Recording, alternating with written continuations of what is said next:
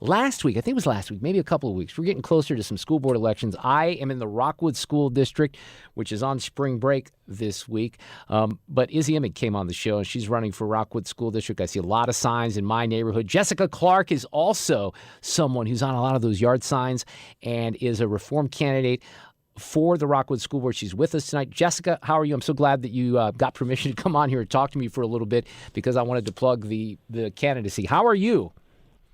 Hi, Mark. I'm doing great. Just trying to make it through these next couple of weeks. You know, it's crazy out here. It's just a crazy campaign. So I'm doing as well as I can be. Well, it's crazy because some of this has gotten more than a little bit nasty, hasn't it? Oh, it's disgusting. I mean, I kind of knew what I was getting into, you know, with my relationship with Missouri Prosper, and I've been, you know, around the state talking about critical race theory. So they know who I was, and they know who I am and what I stand for.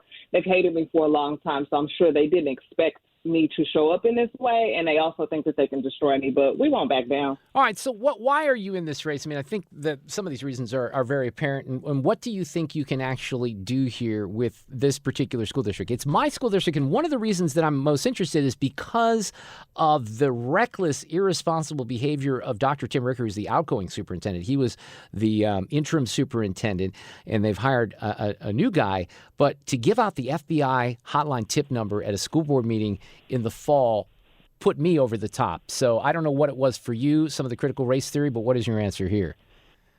So it was definitely critical race theory. I have a blended family. So, you know, what kind of position do you put my family in? Do we sit at the dinner table and I have my white daughters apologize to my black daughters? Do I sit and tell my black daughters that they're nothing more than the color of their skin? So, you know, when I realized that was in the curriculum and in the district's culture, and I felt like that was attacking me personally. You know, what they're doing to our kids is disgusting. They're over-sexualizing them. They have them confused with these pronouns. And then there's no relationship between the district and the parents, and they don't feel like they have to answer our questions. They don't have to get back to us. They don't have to be held accountable for anything that they do, and that has to stop. So we have this new superintendent coming in, and honestly, do you really think that a all-white board is going to have what it takes to have open conversations with him about this diversity, equity, and inclusion curriculum and everything that's happening? That's going to be a hard conversation. I can say things that other people may not feel comfortable. It shouldn't be that way, but it is that way. So if you want to see change and you want, you know, this whole racism and race-conscious stuff to stop in our district and then to go back to academics, like, you have to have a board that's actually going to be willing to challenge those things. Jessica, thank God for mixed-race families, because I think that mixed-race families, without them, a lot of this would not have happened with CRT. I agree wholeheartedly. You don't get to do that. You don't get to make me put my family, you know, send my kids into a war where they're fighting on different battles, a war that shouldn't even be being fought. We shouldn't be talking about race so much in school. And if you're going to do it, I say this all the time, if you're going to talk about it, let it be balanced. If your district is going to read from the author Ibram X. Kendi about how to be an anti-racist, they also need to be reading some Thomas Sowell. If you're going to have the conversation and make sure that your values neutral, you need to have both perspectives in there and let the children choose based on their family values and their perspectives that they've been given by their families. So I referred to some of the nastiness. I mean, there's been some stuff with yard signs and things along those lines that have been, I guess, shenanigans would be the word that I would use, right? Yes. So I just went and picked up signs from MoDOT, and it was so funny because you only saw the conservative candidate signs there. There was, you know, because we don't play like that. We don't, you know, let the best candidate win. I don't have to take your signs down to feel like, you know, that's going to give me a leg up. So it's been dirty. And these are people who claim to love kids. You claim to want, you know, the best for kids, but you don't know how to behave yourself as an adult dealing with other adults. And that's disheartening. It's gotten really nasty. I mean, they're attempting to tear me down, my family down. I have teachers at my daughter's school that are attacking her personally because they don't like what I believe. So, Jessica, what do you find?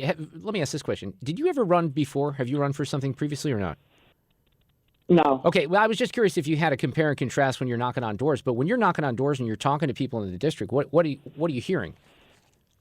They're extremely frustrated and disappointed at the state of the district. A lot of them are aggravated about the books. The books, you know, are a big deal and not really, you know, the district can't tell us why you want these books on the shelves. You can't tell us why your teachers choose the books that they choose. So they're just frustrated and they don't know what to do. And a lot of people are afraid. Even some of the teachers in the district are afraid to speak out because you're going to be isolated. You're going to be labeled as a white supremacist. I mean, I've been labeled as a black woman as a white supremacist. Sure. Yeah, Isn't that funny? They're really just afraid and they don't know what to do. Yeah, the black woman. Yeah, I'm the of white course. supremacist. Of course. You're the white supremacist. Jessica Clark. Well, listen, good luck here.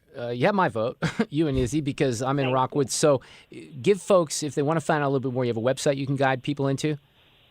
Yes, you guys can go to Jessica for the number 4 or the word 4, jessicaforrockwood.com. You guys can ask for signs and donate and just show your support in any way that we can. We appreciate it. Good luck on April 5th. We'll keep track of this, okay, Jessica Clark? Appreciate coming on. Thanks, Ryan. All right, take care. Bye. I hope she can have a little success awesome. here. Because, you have to have good candidates, and I think there are some good candidates here, and hopefully some This has people's brought 'em attention. out. I'm very curious. Now, I've seen this happen before with school boards, and candidates that have gotten involved have gotten completely blown out at the ballot box. So we'll have to see if this is really connecting. I think it is.